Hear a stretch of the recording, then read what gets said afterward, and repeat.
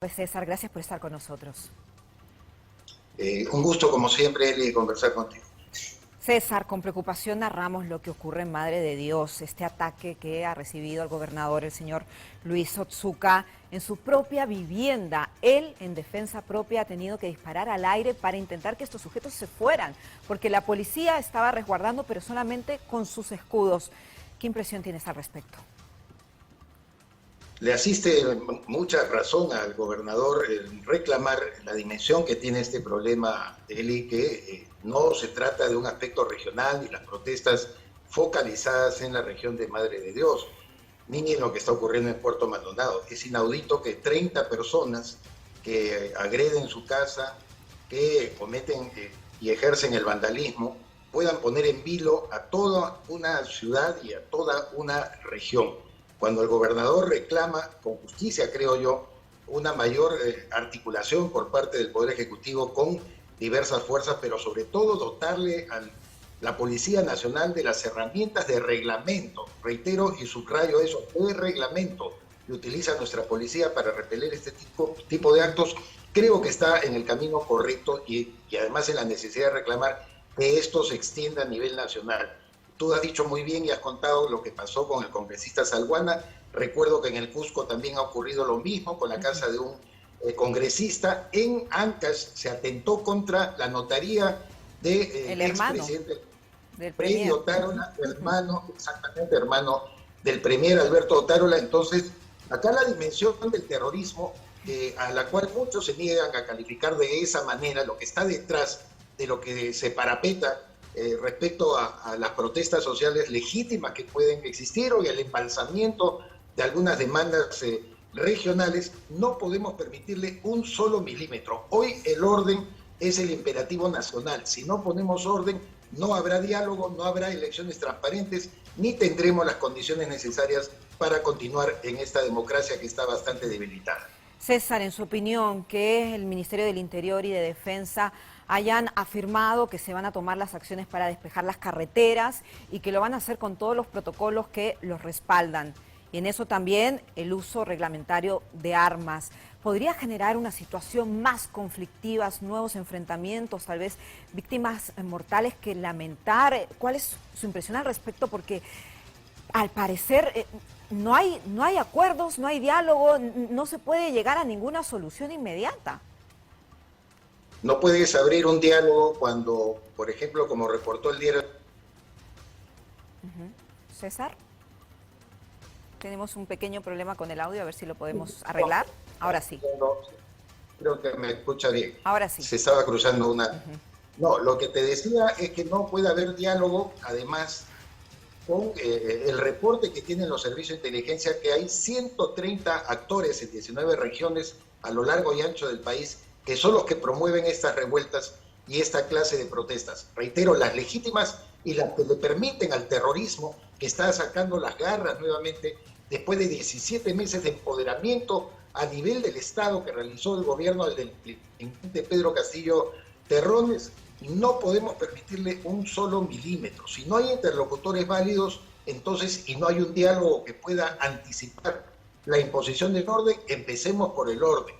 Siempre el orden es el principio de las cosas. No confundamos a la gente hablando de la dicotomía vida o orden o vida, como algún tonto por ahí ha señalado. Lo más importante para que una sociedad civilizada viva en armonía es hacer privilegiar el orden.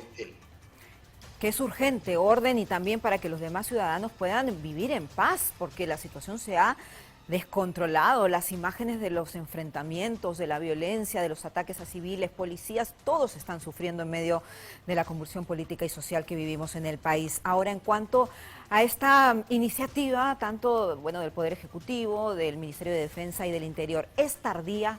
¿Debería haber sido antes? ¿Cuál es su impresión?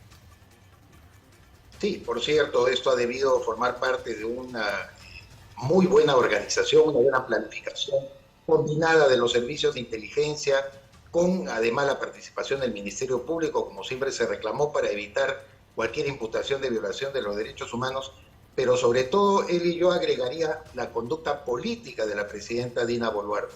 Ella está pasando todos estos días ofreciendo disculpas o pidiendo disculpas casi en un sentimiento de estar arrinconada, y ese es un ejercicio muy negativo de liderazgo que debe tener un jefe de Estado, por muy transitorio que sea.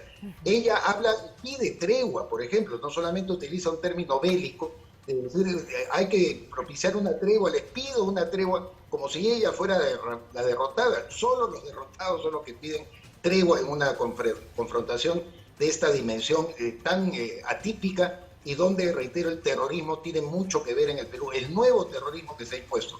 Por lo tanto, hay que decir que también la debilidad que encarna la presidenta Dina Boluarte, en la forma como se expresa, cómo ella voluntariamente quiere interpretar los hechos, deja mucho que desear, y creo que confunde y distorsiona el ejercicio de una lectura adecuada de la realidad.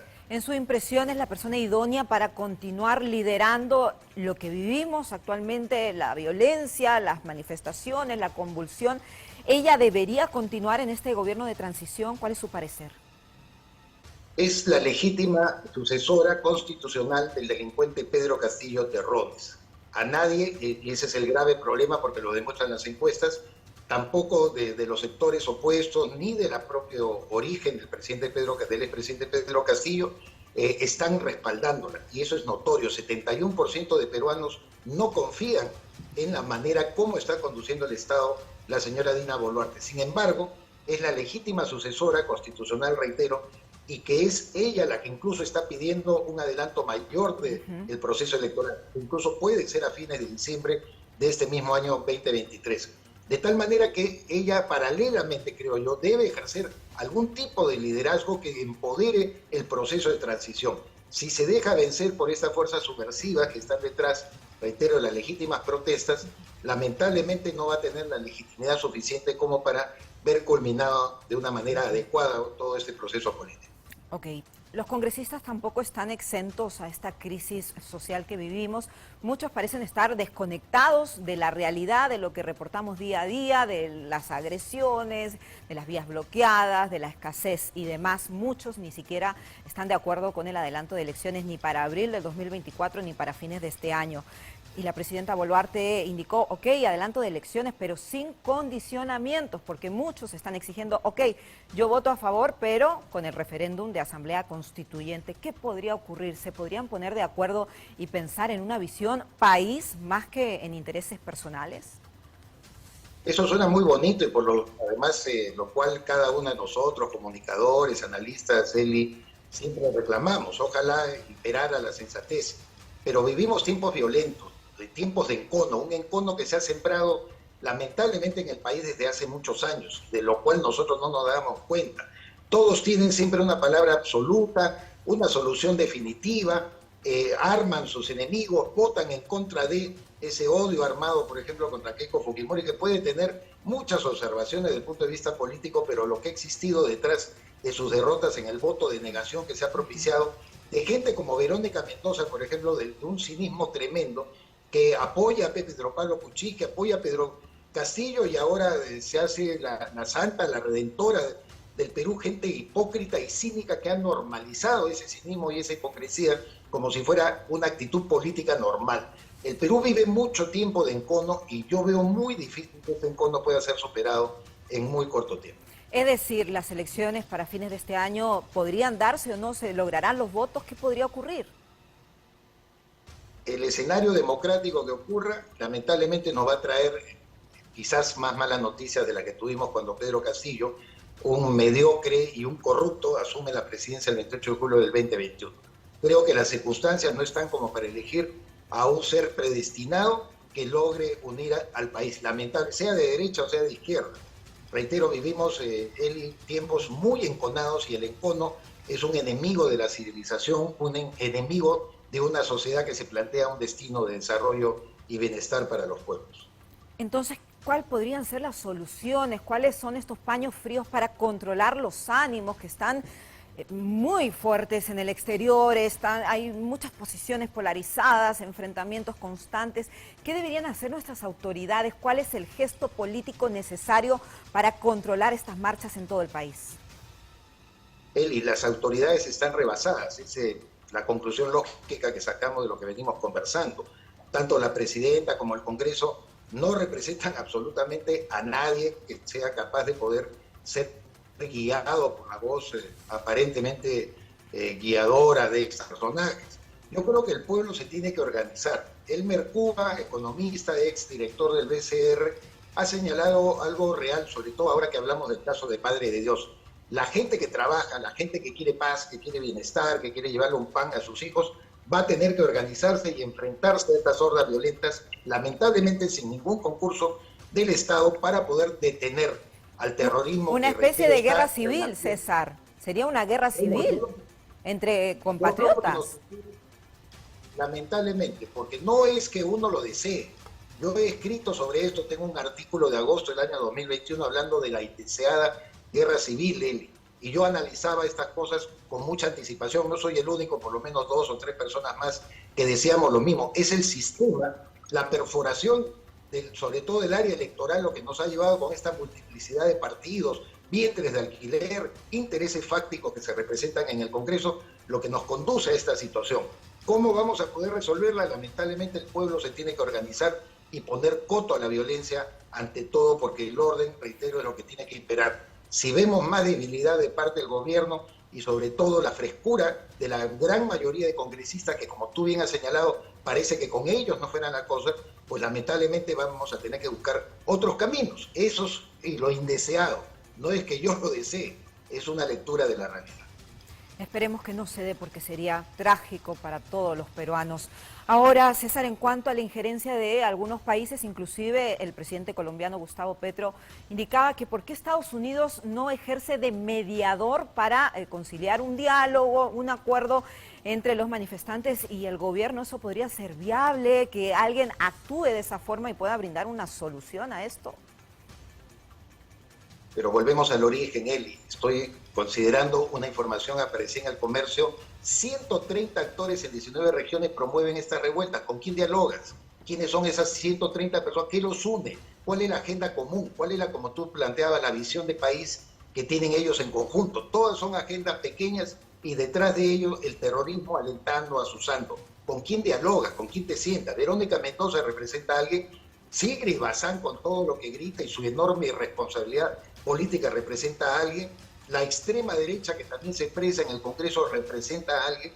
Yo creo que estamos en un punto realmente de conflagración que uno no lo desea, pero lamentablemente no encontramos que un mediador, aunque sean los Estados Unidos de Norteamérica o aunque sea el Papa Francisco, pueda, a mi juicio, solucionar esto. Pero no podemos ser ajenos a los casi 60 fallecidos que hay en el país, que preocupan a los demás, a las demás naciones, sobre todo de Sudamérica. El presidente de Chile, Gabriel Boric, dijo que los derechos humanos están por encima de cualquier gobierno de turno. Esto tras la respuesta de la Cancillería indicando que debe ser respetuoso en sus comentarios y en los temas que ocurren aquí en territorio nacional. ¿Cuál es la imagen que está dando el Perú a nivel internacional? Porque hay preocupación de que se respeten los derechos humanos, pero también los derechos de la policía, que hemos visto también agredidos y que también son peruanos, ¿no?